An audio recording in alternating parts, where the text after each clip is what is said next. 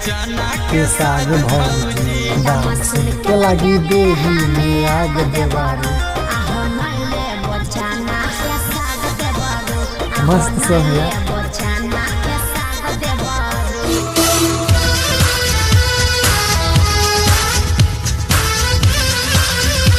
Hello guys, कैसे हैं आप लोग? उम्मीद करता हूँ आप लोग मस्त होंगे, स्वस्थ होंगे, बहुत ही अच्छे होंगे। सो गाइस, मैं अखिलेश कुमार आप सभी को मकर संक्रांति की हार्दिक शुभकामनाएं देता हूं। सो गाइस आज मैं मकर संक्रांति के दिन एक अच्छा सॉन्ग और रिएक्शन करने वाला हूं। जी हाँ, वो सॉन्ग का नाम है चना के साग, जिनका सिंगर है गुंजन सिंह, अंतरा सिंह, प्रियंका। जी हाँ, बहुत ही मस्त सॉन्ग है। ये सॉन्ग को निकला हुआ है मात्र 3-4 घंटा हुआ है। मैं भी सुना हूँ, मेरे को बहुत ही अच्छा लगा। ये पारिवारिक सॉन्ग है, इसलिए सॉन्ग को रिएक्शन करने वाला हूँ। चलिए कुछ गाने के बारे में जान लेते हैं। तो सॉन्ग का नाम है चना के साग, सिंगर है गुंजन सिंह और अंतरा सिंह, प्रियंका। लिरिक्स लिखे है अमन अलवेला, म्यूजिक डायरेक्टर है आर्यन शर्मा, लेवल कंपनी है गुंजन सिंह एंटरटेनमेंट। तो चलिए शुरू करते बिना किसी देरी के मस्त रिएक्शन, टक रिएक्शन।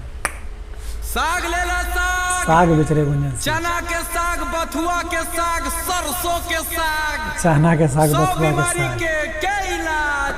साग ले ला साग।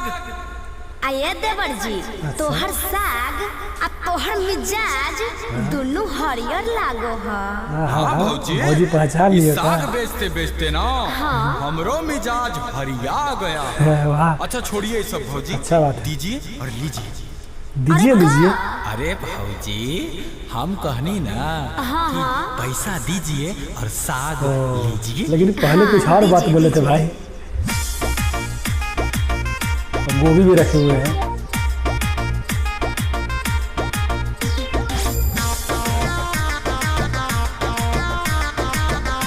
तौल रहे बिन आदमी का यार।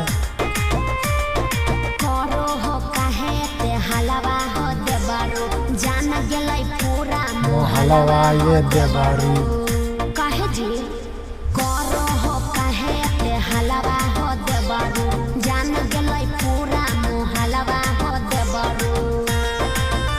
आहे खइबो त भाग जइतो जाग भौजी। हां त कैसे किलो हो? आहे खइबो तो जाके जतो भाग देबो। लेला ताजा है चना के साग भौजी, लेला ताजा है चना के साग भौजी दाम सुन के लगे देहा में आग देबारू। दाम सुन के लगी देवी में आग देबारू। मस्त सॉन्ग है। खाली दम में नहीं देखिए भौजी, चीजवो देखिए, हाँ? फायदा करेगा। अच्छा तो बताओ तो की फायदा करते? हाँ बताइए, क्या फायदा करेगा, अपना मालूम चलेगा। ये तो भाभी में लगा हुआ है निमन से यार, ग्राहक को देख ही नहीं रहा है। कमरिया आहे दर्द न कर तो कमरिया, वाह नमरिया भौजी नमरिया। आहे जल्दी निकालो नमरिया। अच्छा तो 1 किलो तौलिए। 1 किलो इतना बनाने के बाद 1 किलो।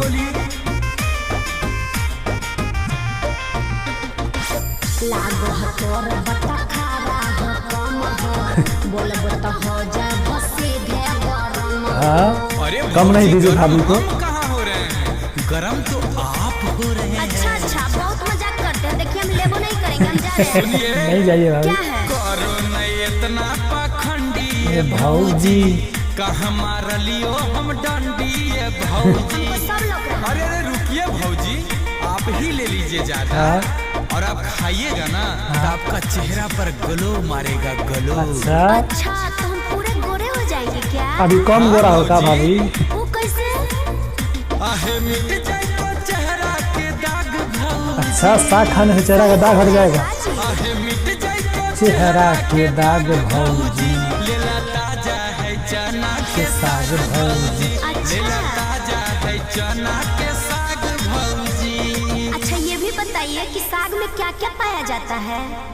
तो है सुनिए, साग में क्या क्या पाया जाता है। हाँ सुनाइए। विटामिन ई, हाँ, विटामिन सी, अच्छा विटामिन डी, हाँ, विटामिन बी। एकरा में विटामिन ही विटामिन है भौजी। बेचो हो साग की तो बेचो हो दवाई, करो हो ये देबारू इतना बड़ाई। अरे बताओ, बड़ी चालू बुझाओ। कर तो सर बड़ी तगड़ा ये भौजी। अच्छा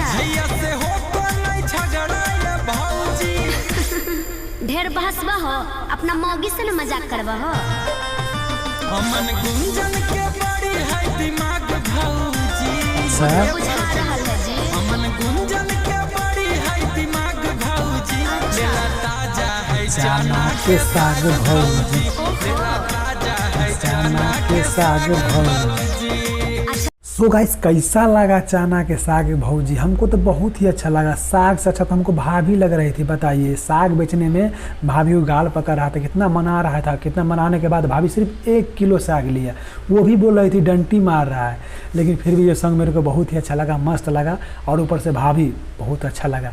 सो गाइस पर्सनली मेरे को वीडियो बहुत ही अच्छा लगा। आप लोग कैसा लगा जरूर बोलिएगा। सो गाइस हमारे वीडियो को लाइक करें, हमारे चैनल को सब्सक्राइब करें, हमारे वीडियो को शेयर करें। अगर हमसे कुछ मिस्टेक हो तो कमेंट सेक्शन में जरूर बोले।